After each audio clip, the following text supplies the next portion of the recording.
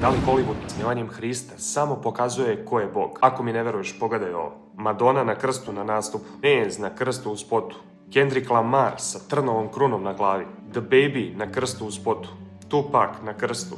Family Guy prikazuje Isusa kao hipika, a podsjetit ću vas i ovo sa otvaranja olimpijskih igara prošle godine.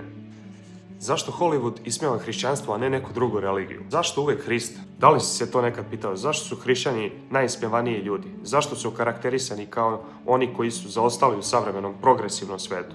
Kako smo došli do ovoga da je moderno i da je trend ismijevati Boga i zloupotrebljavati sve ono što je On stvorio? Kako smo zaboravili ko je pravi Bog? Kako smo okrenuti toj hiperprodukciji svega zapostavili Boga? Možda smo u progresiji u tehnološkom smislu, a šta se dešava u ljudskom? Da li smo tu zakazali? Da li je ovo još jedan pokazatelj ko je Bog ovog svijeta?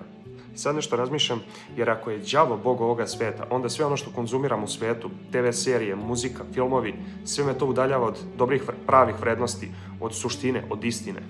U Jovanu 14.6 Isus kaže: ja sam put, istine i život. Niko neće doći u Ocu dok kroz mene.